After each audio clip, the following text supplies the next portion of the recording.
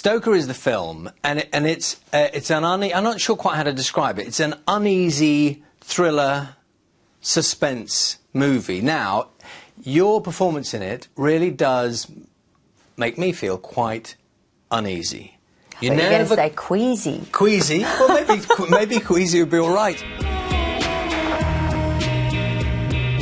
Who are you? She's of age. You were supposed to love me, weren't you?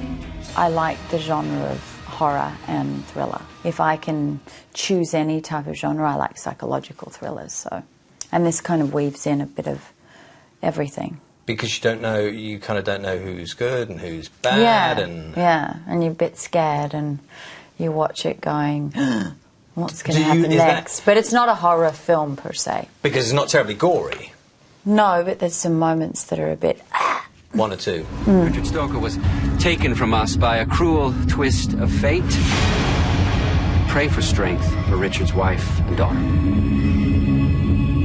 India, come and say hello to your Uncle Charlie. You look like my father. Do you like horror? I do. Do you like gore? I like it when it's done really elegantly, and I like it when it scares the hell out of me. So are you one of those people you seek out? Yes. Scary. As an audience a viewer, member, yeah. But always have ever since I was a little girl. Really? Yeah. Well, I remember seeing a film, When a Stranger Calls. I don't know if you know that film. The moment when they call and they go, we've traced the call. It's coming from the house. That's one of the great, frightening moments. And Don't Look Now, which is obviously a great, great thriller. I love that. So. You mentioned The that Shining. when you were go on and on. Sorry. The Shining. Shut me up. 2003 was when you won your Oscar for The Hours. Really? Yes. I'm going to remind you of it. Person. But give me the year 2003. That seems like a long time ago. So that was a decade ago. 10 years ago. Oh. Now, in theory, from the outside, I'd be thinking that must have been a great, great year for you. You're winning an Oscar, right. At the peak of your acting powers. But I've heard subsequently that you see it as kind of a bleak time, and it wasn't great for you then. It's funny how life can be, isn't it? Yeah. Well, I think a lot of times in life, your greatest moments can sometimes collide with some of your most sort of painful moments, and that was, well, particularly in my life, that's what's happened. So some of my great career moments have collided with my own personal pain moments. You're thrilled with what's happening professionally, and then at the same time everything's fallen apart in your personal life, which is kind of not...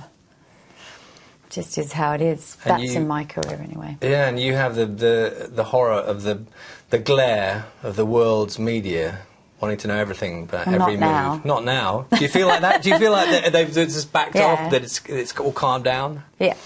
That's Which good. was very much a part of my desire as well, because I really wanted, I realised how, I suppose, alone I was, and I wanted to find a life, a real life, a family.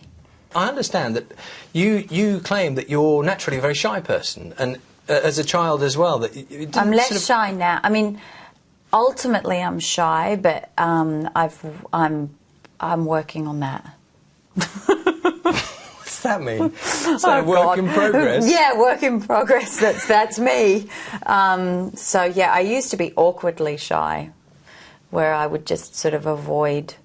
Like if there was a party and I was invited to the party, I'd really want to go, but I could never go. I would never go by myself, or I could never walk into a room by myself. Just want to ask one last question, which is, at your time in life now, with your kids and happiness, people might be thinking you might be... Yeah, kids. Well, you're in a good place, so you might be thinking, I'll do less work. We'll see less of Nicole Kidman in the movies. My mum actually said, you don't want to give up everything or your whole career. You should keep a toe in the water.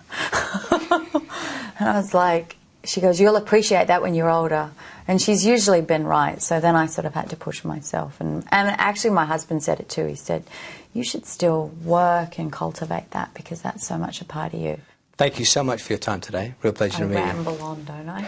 A little bit. Saw you. But we like that. No, I wasn't over. glazing over at all. No, I was trying to stay awake. Thank you. Thank you.